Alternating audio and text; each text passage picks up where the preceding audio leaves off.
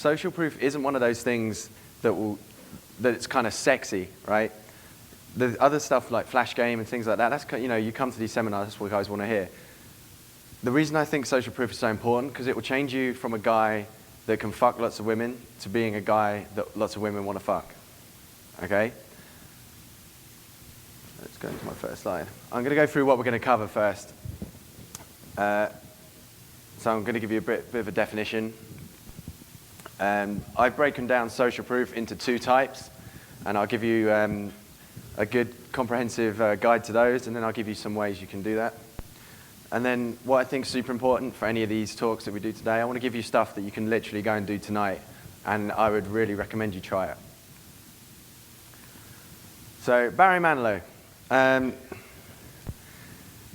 This is a little segue I put in, because when we do boot camps and stuff, guys are always like a little nervous about trying stuff. And I want to tell you how Barry Manilow can help you all tonight. You were singing some Barry Manilow in our conference, yeah?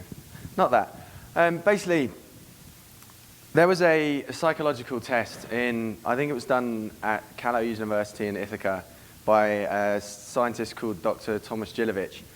And they were doing an experiment into what they termed spotlight effect, okay? Which you can read the full report there, the PDF. Basically, what they did was they got 5 students at the university and said that we're going to do this experiment.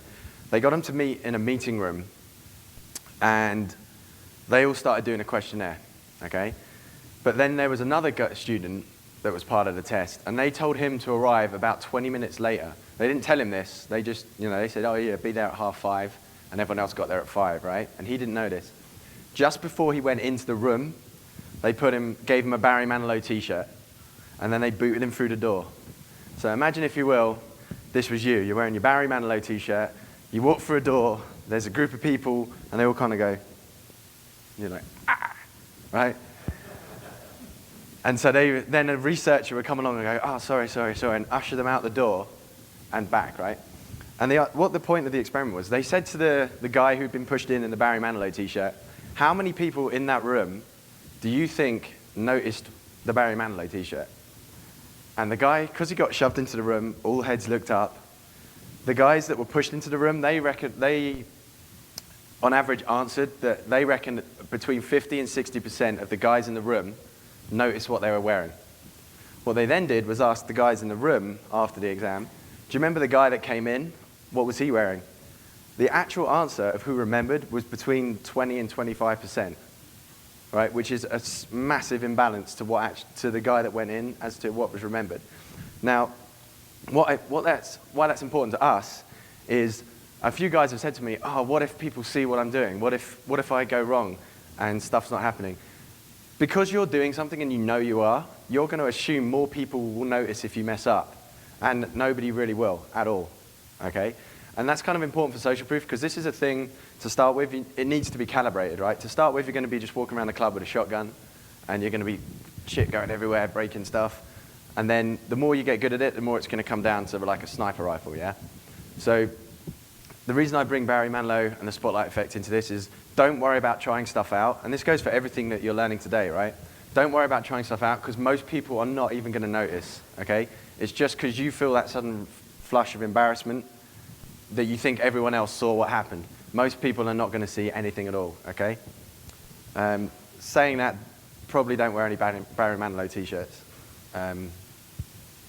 Right. So, I define social proof as, given limited time and motivation, people evaluate someone based on how those surrounding them behave towards that person.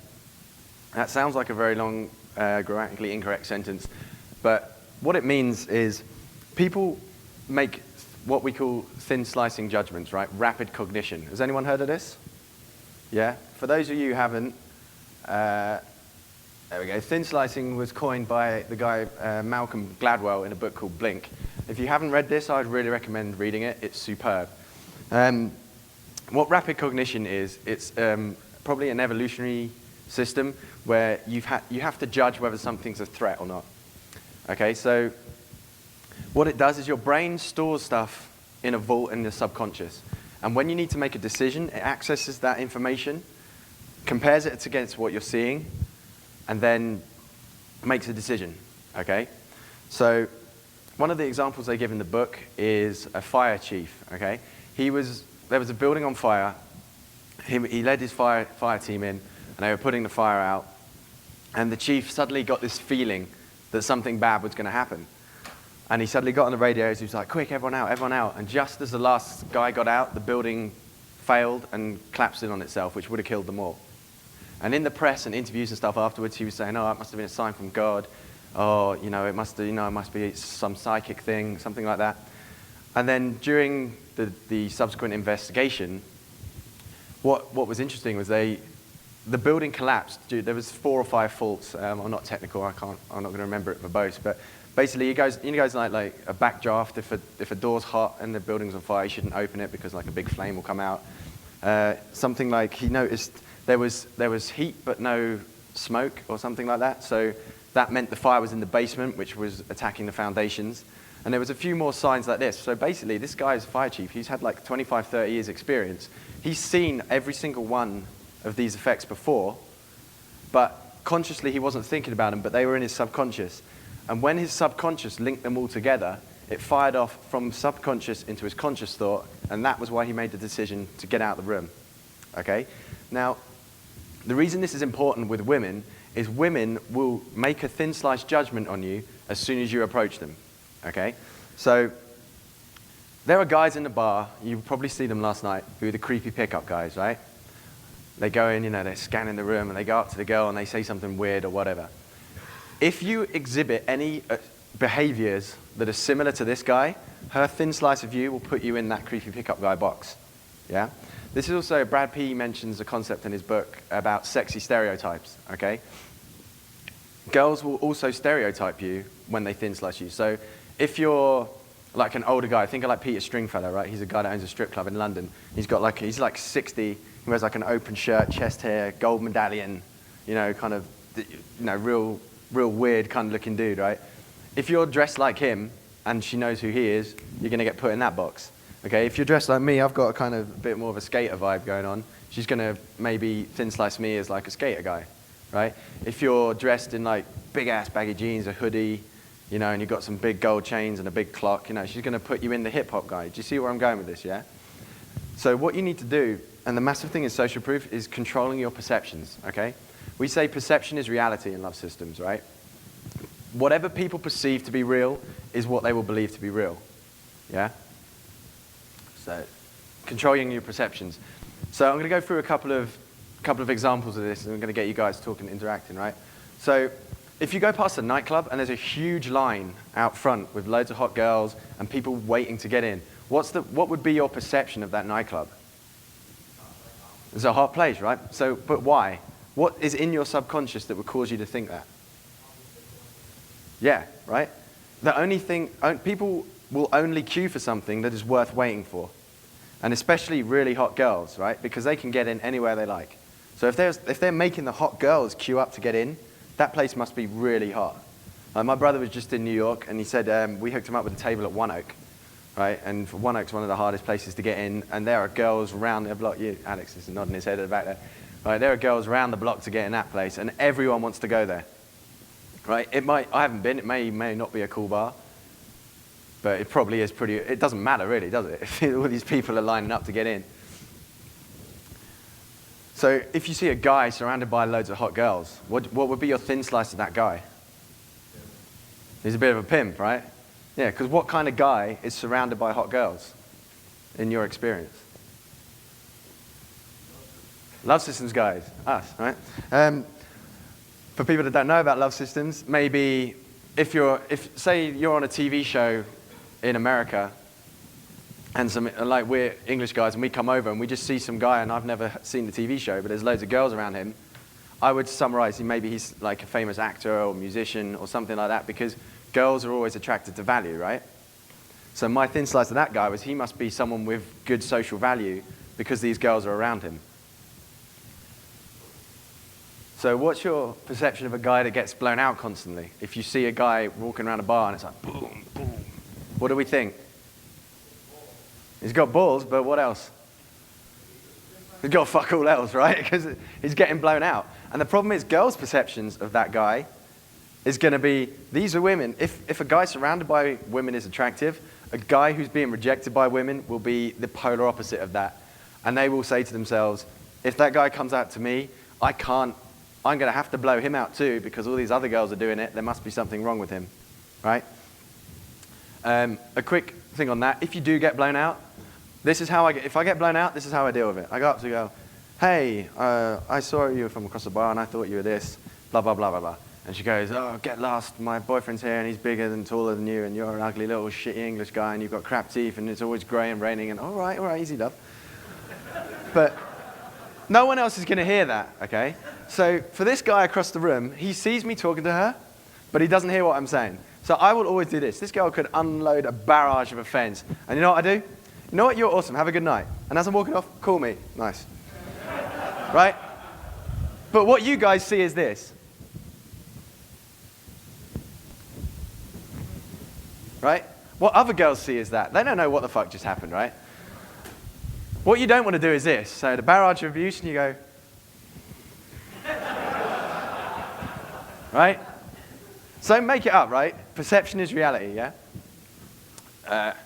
So it's credibility by association. If you can also pull this off, right? So if you're friends with the guy who is surrounded by all the girls, by default, you will inherit some of his value. You see that? Because if girls see that guy and have him value, and you're his best friend, you'll have value. Like that show Entourage, right? You have Vince that's on the TV show, but all his friends can like pick off girls that are attracted to him because they're inheriting his value. This also works in reverse, okay? So if you're going out with your buddies or whatever, and there's one of your friends who's always a complete dick, always drunk, always pissing women off, and you're friends with him, you are going to inherit his value. And if his value is low, you're going to take a low value. Because there's a saying in business, you can judge a guy's wealth by the sum of the 5 closest people to him. And we've started to see in pickup that you can judge a guy's value and personality by his 5 closest friends. So if you know a guy who everyone thinks is super cool, but you meet his 5 friends and they're all complete dickheads, what does that say about him? Like, it doesn't matter how cool he seems to be now. He's hanging out with these 5 guys, really? And your opinion of him is now going to change. Hang on. Right. So 2 types of social proof. What I call smoke and mirror social proof, and what I call accumulated social proof. Sorry, my click is a bit slow. Smoke and mirror. There's a phrase, you guys that know me know I do some magic and stuff. There's a phrase in magic that came from like the 1800s when they do these big stage productions that is all done with smoke and mirrors. And what I mean by that is when we're doing smoke and mirror social proof, it's illusionary, right? It's stuff that you can make up. The guys that were out with me last night, you'll see how I was doing that with the girls we were talking to, okay? Now look at this real quick. This is back to the rapid cognition. You see all those logos and you make a judgment, yeah? But if you look closely at them, they're not exactly what they appear to be. You guys see that? Now this is what I'm talking about. That's my little example there of thin slicing. You guys have seen that in your subconscious, and even though it's different, you make a snapshot in your head, right? This is what smoke and mirror is. People see something and they connect it with something that's in their subconscious, but it may not really be what's there. Control your perceptions. So, smoke and mirrors. It's useful for clubs and bars you haven't been before, like when we were all out last night, okay? So, whenever I go around the world, I will always do these at different clubs. Like we've done boot camps in Australia, Sweden, Oslo. I'll do all this in exactly the same way. It's really good for social events, right? So if you go to a wedding or something, and there's some hot bridesmaids, you can social proof the wedding, even if you don't know anyone there. It's awesome for dates, okay? Because if you're going out with a girl on a date and you start doing social proof techniques, it's only going to increase her attraction. So, some tactics for it. Making a strong entrance. The guys that came out with me last night, I told them all, walk around the club, okay? Till I said hi. You make a strong entrance, right? I'm going to give you a little story about this that involved me and Vassetti, so to try and give you a little example. We went to a club called Mahiki in London, which is where like all the royals like hanging out and fame, like celebrities and A-listers and stuff. I'm not sure why, because it's a bit of a shithole, but that's just my opinion. We were meeting Mr. M, and he's dating a girl who works at Spearmint Rhinos and Secrets and like strip bars and stuff. And she was there. It was basically one of her friend's birthday parties. So we're walking in to a group of like 10 hot women, okay? But we walked into the club, both of us having never been to Mahiki. And we were just walking in talking, and we walked to the back of the bar. We talking to the barman, and blah, blah, blah. Oh, what's this bar like? Oh, there's a downstairs room. Oh, cool. So we went downstairs, because we couldn't find them. It was like, oh, they must be around here somewhere. Had a look downstairs, bought a beer, walked upstairs, texting Jim, because he's always, everyone knows Mr. M knows he's always fucking late. And he was like, no, I'm here, we're in the corner. And we're like, oh, cool. Walked over, and there's these 10 gorgeous girls, as Mr. M is used to. And we sit down, we start chatting with them. Towards the end of the night, me and Vassetti were talking to the two girls that we were interested in, and one of them said, do you know what? I'm really glad we got to meet you. And we were like, oh, what makes you say that? And she goes, well, when we saw you guys walked in, you were so confident, you were so relaxed, you had so much presence. Like, we thought you guys were like genuine 10s and completely out of our league. Wait, what? And we were like, oh. She goes, yeah, and now we get to meet you. You're actually really nice guys. And I was going, that's our line, isn't it? So basically, just by walking into a bar, we'd created an air and a presence about us, and then we were going to talking to these girls, and we were being friendly and running our standard tribe model stuff, and it was just blowing the attraction out of the water. Now, Vassetti, if the guy's seen the Body Language DVD, Vassetti talks about this a lot. Having good posture is what's going to make this work, right? So you need to expose this part of you. I was talking with some guys about this yesterday, but we're going to do it again. So if you're in a bar and you're standing like this, okay? How many guys have done that last night? Yeah? Well, basically we say, whatever you're thinking, your body is going to reflect. So if you're standing like this, you're reflecting, I'm a bit nervous and I'm a bit unsure of what I'm doing in this bar. Women know what a guy who looks like he's thinking that looks like. They see you, they synthesize you. That guy's a bit nervous. It's not necessarily a bad thing, but it's not great, okay? So like I was saying to the guys, hold the cup on top and you stand like this. Right? Doesn't that look instantly like more relaxed? Inside you could be shitting yourself, but it doesn't matter, right? You see a duck swimming along a lake and it's just gliding along. You say, ah, beautiful duck. Underneath, its little feet are going back and forth, right? So what you got to do is keep your chin up, keep your shoulder. You don't want to do this, as I saw one guy doing once, but you want to keep your shoulder up, keep your neck up, shoulders back, and you walk in. And what you got to do as well, this is really important. I broke this rule a million times before I learned Love Systems. I used to walk into a bar like this. Yeah, I am the shit, ladies. Form a fucking queue. Right? The problem with that is, if you don't have any value, you just look like a dickhead. Right? What you want to do in a bar is smile. Not grin. Smile. Imagine that it's your bar, and everyone in there is putting money in your pocket. And you'd be going, you having a good time? Good stuff. You'd be having a little smile. Because women, if you ask women what they want in a guy, they want a guy who makes them laugh and has a nice smile, more or less. Yeah? So if you go and you're smiling, it makes you look approachable. And you know what? If you look at someone and you smile, they tend to smile back, and then you go in. Yeah? Secondly, vibe the staff. Okay, I'm going to give you some examples of this a bit later. But the guys that came out with me last night, straight away, we're talking to our waitress. Straight away, we're talking to the guy that took us to the table. We're talking to the waitresses on the other table. What is really important as well, I was making sure I was talking to the bus boys, right? You know, the guys that fill up the ice and put the water down? Because everyone ignores them, right? So you get them on side and say, hey man, what's your name? You use people's names, right? So his name was Ton or Tan or something. Tan, right? You're going to be with us all night? Yeah, I'm going to be. Oh, awesome, man. Listen, if you want to sneak a drink later when no one's watching, I will not be watching. If you're not going to get in trouble, you're more than welcome to have a drink with us. And he was like, oh, okay, cool, cheers. Like, now this guy is now on side with us all night, okay? Same with bathroom attendants. You may think you don't need to talk to these people, but if you want to have sex with a girl in a bathroom, it will probably help to have this guy on side, right? Short setting.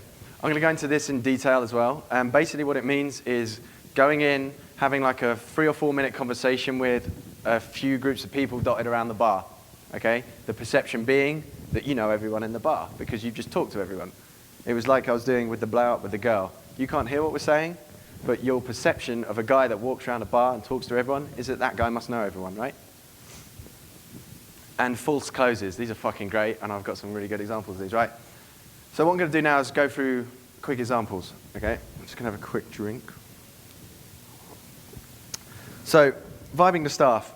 First thing I'll do when I talk to them is, hey, this is my first time in Vegas. It's not, but they don't care. So I can start saying, no, it's my first time in Vegas. Where can I go? What can I do? Where can I hang out? And they'll talk to stuff like that.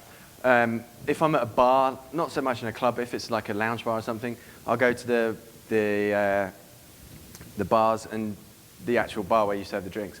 And I'll talk to the barman or the bartenders, you call them, right? And I'll do a shot with them. I'll get their name, have a little chat, and I'll go, hey, I want to do a shot. I'll go on my own when I do this, by the way. And I go, hey, I want to do a shot. I'm feeling saucy. It's Vegas. You want one? And they'll go, yeah, all right. You go, cool. Do a shot with the bartender. You say, and then what you do, this is really good, ask for an unusual drink, okay? So if you just ask for a beer, you're not really going to stand out, okay? What I will always ask for is a Jack Daniels and ginger ale, right? Some guys from Mississippi introduced me to that drink. It's actually pretty cool. But not many people will ask for it, Jack and ginger, right? So the point of that is the next time you go to the bar, he's more likely to remember you because you asked for something unusual the first time, right? And what that will mean is that if you're walking up to the bar with a girl, he'll be like, hey, Steve, what's up? And you go, hey, man, can I have the same again? Yeah, no problem. What would be your perception of a guy that could say that to the bartender? Must be a regular, the guy must like him, he's friends with the staff, he's one of the crew here, he's not just the face in the crowd, right? It's these little things that, no one thing in particular is going to blow you out of the water, is going to blow up your game, but when you start combining them all together, it's going to make a massive difference. Okay, short setting. So with a short set, it has to be what it says on the tin, okay, a short set. And you do short sets with guys, girls, mixed groups, anything. The guys who were out with me last night, I made them all do this a couple of times before we kicked off anything more serious that we're going into. So with a short set, what you do is ask like low compliance questions. You know, hey, excuse me, do you know where the toilets are or the bathroom is? Hey, do you know what time this place gets busy? Hey, do you know what time, how many girls come to this place? You know, real low compliance questions. You guys understand what I mean by compliance, right? It takes very little investment to answer, right? You could ask anyone on the street, hey man, do you know what the time is? Most people are going to say yes, okay? They might not even notice that. Hey, do you know what time? Oh yeah, it's 2:30. Oh cool, cheers. That's what short setting is. And then what you would do then is just have a brief chat with the guy. Say, hey, listen, I'm just on my way back to my friends, but we're going out tomorrow. Do you know where's good on a Saturday? And the guy would be like, oh, you can try Trist or XS. You're like, awesome, good stuff. And then what you want to do is eject. The guys last night I was telling them, whenever you leave a set, whether it's short setting or a group of girls, you should cut it, right? I see guys doing this. They talk, and then they run out of things to say. And that happens, right? And the problem with that is you've faded out of their consciousness, and it's kind of hard to reinitiate that because they don't remember you leaving. So what I would say is when you're leaving a short set, when you're leaving a set of girls you've been in for 20 minutes or whatever, make sure you cut it, especially if you feel that kind of energy sap, and which will happen to start with. You know, maybe you're thinking, oh shit, I need to go and find Steve and ask for some qualifiers. Don't just fade out, cut it.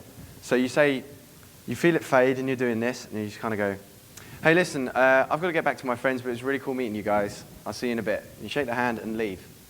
And they'll go, oh, okay, see you later, and leave, because it's socially acceptable, right? What that means is you can now reinitiate with them because you cut the thread and now you can come back in. Do you see that? That's really, really useful. If it's girls, try and high-five them when you leave. I high-five girls for fucking anything. You breathe there? Yeah, go on, high-five. If the girl smiles and laughs a bit, you can give her a twirl and go, that's one for you. I love twirling girls. I'll come on to that in a bit. If it's a group of girls and you're short-setting them, if they can be smiling when you leave, that's good. If they're laughing, that's great. If they kind of playfully punch you on the arm, that's better.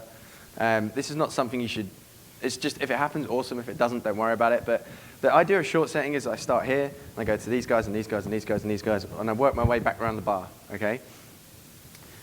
I had some guys asking me, oh, wouldn't that give the impression you're the pickup guy in a bar? And I would say no, for the reason you're the creepy pickup guy in the bar if you're only talking to the hot girls, right? If you're talking to everyone, you're the sociable guy in the bar, right? So false closes. I'm a sneaky fucker. I love this shit. So what I'll do is, where's my phone? Up here. What I'll do is, first thing, I'll offer some imaginary value. So hey, I'll say something like, hey, actually, we're promoting a club next week. We're having this huge pool party at Hard Rock. If you guys want to come, I can put you on the list. We can skip the queue or whatever. I'm making it up. It's bullshit, right? And they'll go, oh, yeah, that sounds kind of cool. You go, oh, awesome. Just stick your email in there, and I'll get in contact with you during the week. And the guy goes, oh, okay. Gives it back to you. What does this guy over here see? Number close, right? So I go, yeah, no worries. And when you do this do this with when you're faking it and when it's for real. Whenever I give a girl my number, just imagine this lovely cup is a hot brunette. When she puts her number in, I kind of do that, and I kind of go, as if I'm like, oh, fuck, another one taking my number? Jesus Christ. You know? Perception is reality. Inside, I'm going, fuck yeah. But outside, I'm like, okay, cool. Good stuff. And I put it in my pocket. So offer some imaginary value, okay? Just bullshit, it's fine. Smoke and mirror, right? Doesn't have to be real. Ask a question about your phone. Hey, I just got this new phone, and I'm trying to figure it out. Does that feel heavy to you? And they'll go, oh, I don't know. And you go, oh, okay. And this guy over here, fuck me, this guy's getting loads of numbers. What's going on? Right? Or you say, hey, I just took this photo from town. What do you think? Oh, no. They don't care. But the thing is, when we talk about, a lot of stuff we talk about in love systems, we're defining a subconscious process and giving it a name. It's good because it allows you to control it. It's bad because you might overthink it. A lot of the stuff I'm telling you now, people don't think about consciously, but their subconscious is picking it up. Okay? This girl over here may not even really be aware of me doing it, but on some subconscious level, she'll see this girl laughing and smiling, taking my number, and me leaving, right? Sorry, I've got a bit of a dry throat from last night. So yeah, the fluff statement's on the phone. So this is all false, right? This is all just to give the impression of what, the controlling your perceptions, just to give the impression for this guy over here, okay? Accumulated. Michelangelo, I like to quote famous people. Michelangelo said about his art, if you knew how much work went into it, you wouldn't call it genius. Okay? I get little segue. You know, he shows like X Factor, America's Got Talent, and some guy will come on, he's like 35, and oh, what do you do? Oh, I've been singing in clubs and bars for 20 years, and they go, oh, okay. And he sings like a fucking killer rendition of whatever, and the judge, the little bimbo on the end will be like, wow, you're really good, you've got a lot of talent. Not really. He's been singing for 20 years. That's fucking effort, right? It's effort, it's hard work. Nobody gets good at anything naturally. You can have natural tendencies for stuff, which is cool, but you get good at stuff by going out and practicing. This isn't just for social circle, I'm giving you for everything. You're not going to get really good at anything at all in life unless you work at it, okay? That's the main difference between like me and you, okay? I mean, aside from the ripped physique, obviously. The main difference between me and you guys is that I've just been out a shit ton more than you have, okay? I've just put in the hours. You've got to put in the hours for this stuff, yeah? Right, so accumulated. So it is time intensive, okay? The reason I can talk about this, the reason I give this presentation is after doing the nightclub promotion with Project Entourage with the sheriff and Mr. M and stuff, I then got to know another promoter, a girl called Zoe, and then I used to work with her at another club, right, called Maya. It's kind of shut down now, but it's a bit of a shame. And it's really cool. It was like a really upcoming, cool, trendy bar. And I was like, I want this to be my bar. At this time, I was doing loads of one-on-ones, and every time I had a one-on-one, I would take a student to this bar, and we would just fucking kill it. I mean, if I could blow my own trumpet a little bit, one guy said it was like being at a Guns N' Roses after party on our table. Woo, thank you very much. So yeah, you need to go to this venue repeatedly, a lot, over and over and over again, okay? In advertising, they say you have to see an advert like 7 times before you even begin to remember what it was about. And this is the kind of thing with this is why it's called accumulated. It builds over time.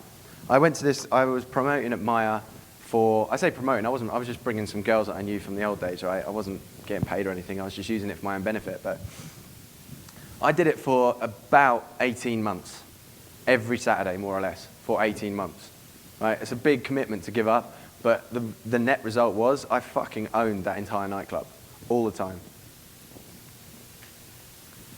So obviously, if smoke and mirror is intangible value, you're just making shit up. Accumulated is tangible value. Okay, by that I mean real value. So if you meet girls in there and you say stuff like, "Oh, give me if I'm short setting in that club, I will give tangible value." I'll say, "Oh, actually, I'm one of the promoters here. If you guys want to come again, give me your email. I'll make sure you don't have to sit in line," stuff like that. This is segueing into a tiny bit more social circle mastery that you'll probably hear in Mr. M's talk, but the closer you want the person to be, the more real this value's got to be, okay? So if you meet a guy in a short set and he turns out to be, he's got a load of money and he's looking for places that he can have parties there or spend a lot of money at the venue, that would make you look really good in front of the manager. So you can't blow smoke up his ass. You have to be able to deliver on what you're going to give him, right?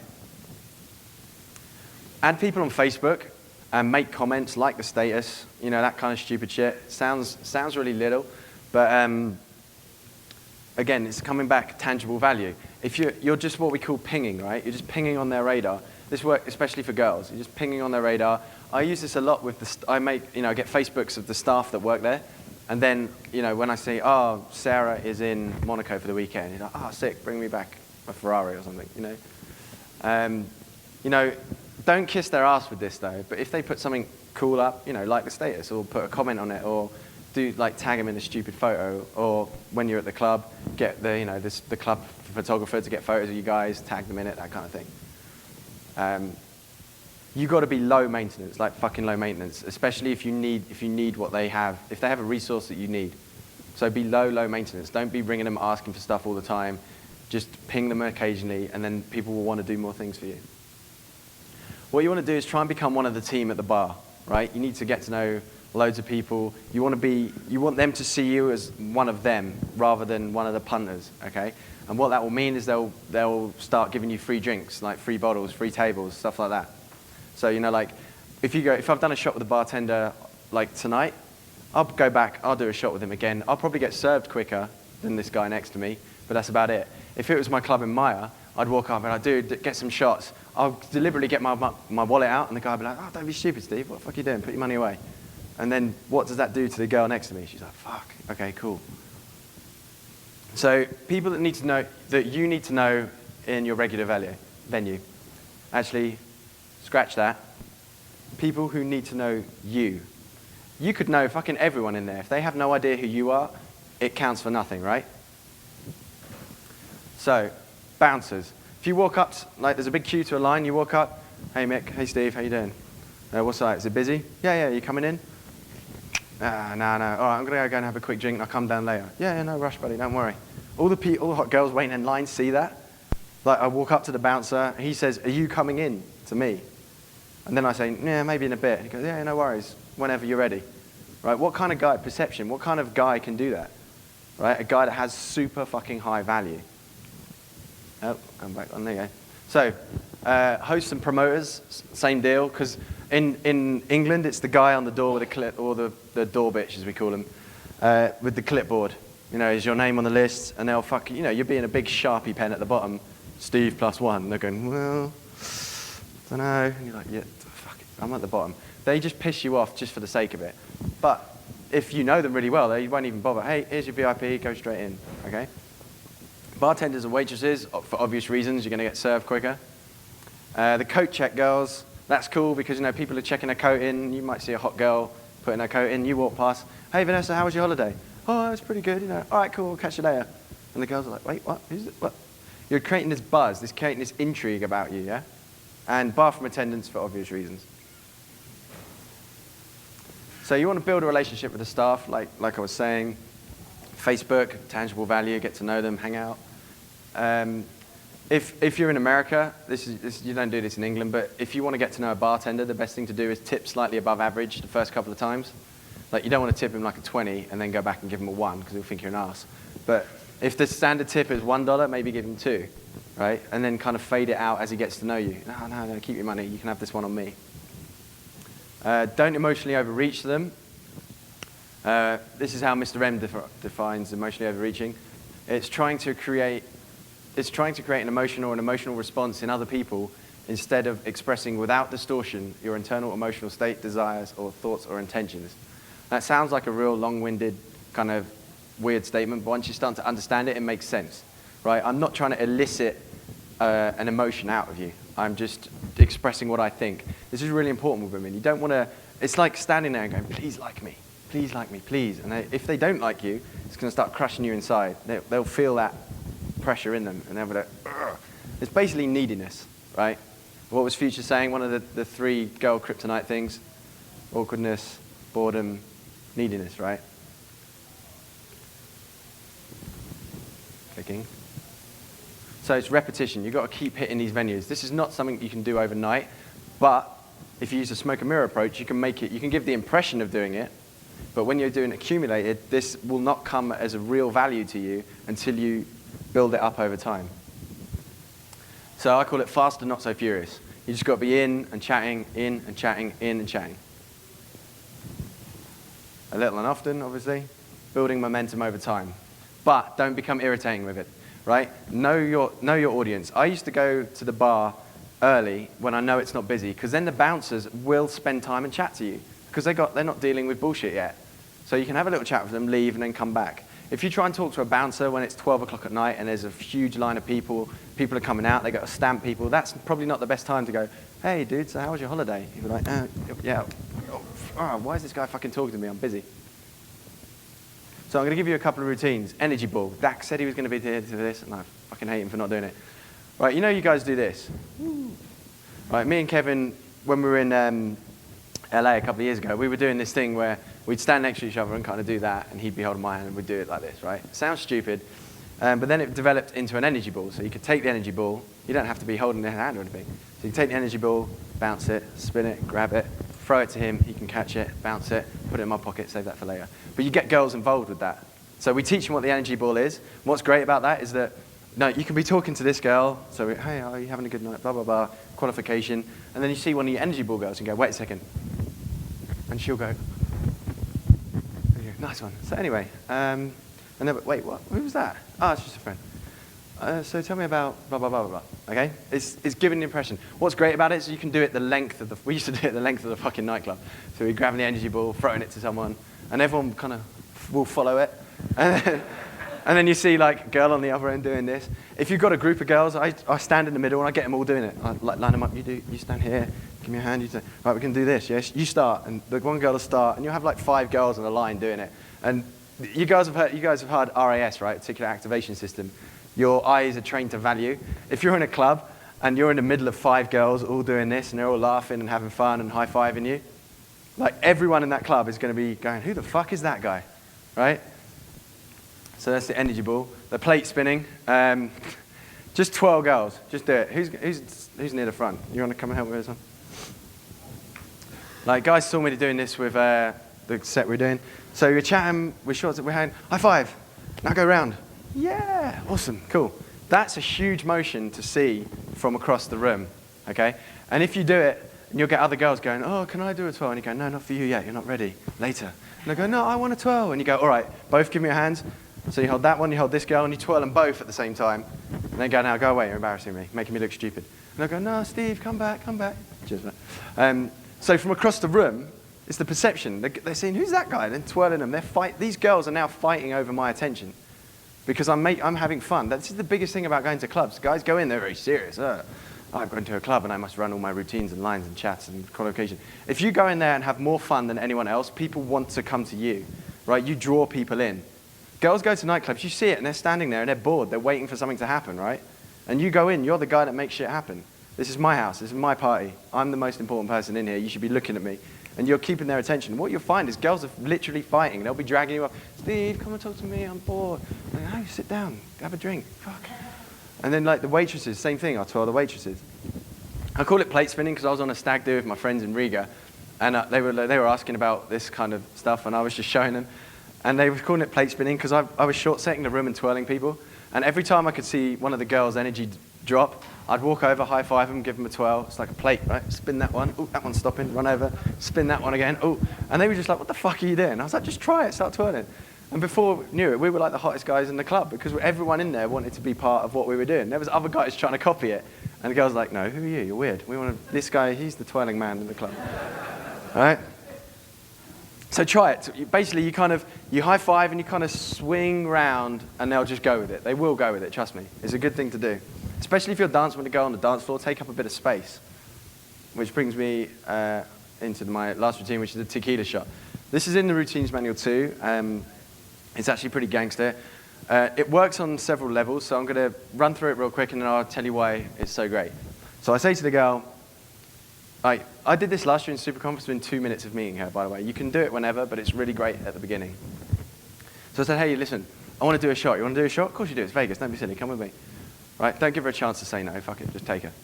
So we go to the bar, and I say, right, let's do a shot. What should we do? I know. Here's the rule. It can't be anything nice, because what's the point of doing a nice shot? A shot's got to be horrible and grimy. That's what makes it fun, yeah? And they'll go, yeah. You go, all right, okay. You say, Tom, and they'll use the guy's name. Tom, he'll come over. Hey, Steve, what's up? Dude, we need a couple of tequilas. You want one as well? No, I'm good. Okay, cool. Just 2 tequilas for us, and we need some salt and lime and stuff. Yeah, no worries. So I grab the girl and I say, right, I'm going to teach you how to do a London tequila shot, or a New York tequila shot, or wherever the fuck you're from. It doesn't matter.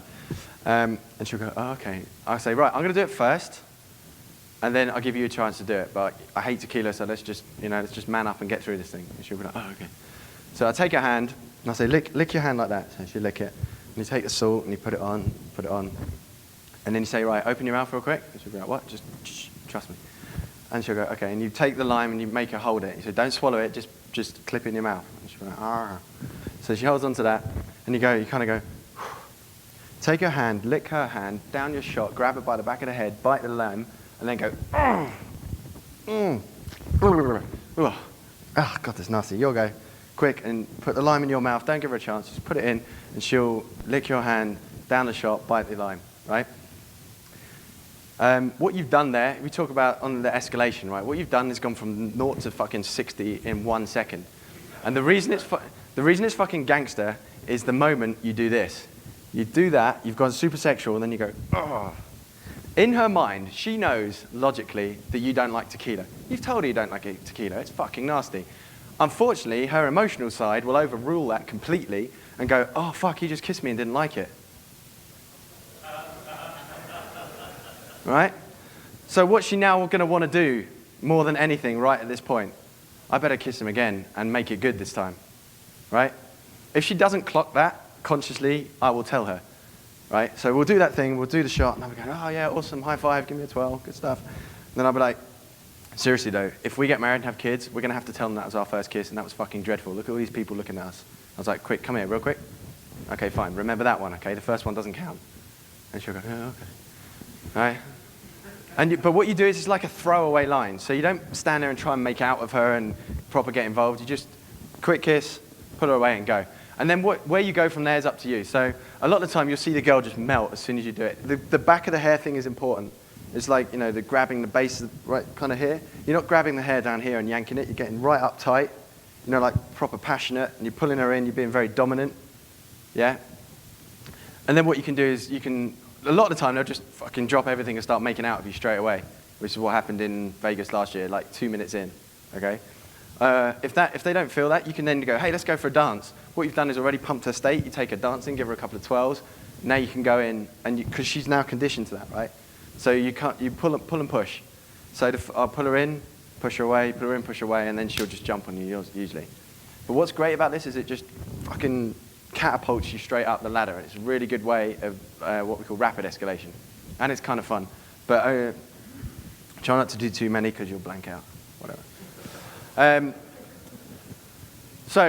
Contact. If you want to get in touch with me, 5.0@lovesystem.com. It's a 5 and it's a spot. It's an O, it's a 0, not an O. Savoy hates me for all of these reasons. Twitter, 5, number 5, point spelt 0. It's not an O, it's a 0. I appreciate how fucking ridiculous my name is. And the girls at the office hate me because I screw up all their Excel spreadsheets and all sorts of things. And my blog is rollingwith5.0.com. All right, okay, so thanks very much for listening, guys. Try this shit out tonight and hope you enjoy it.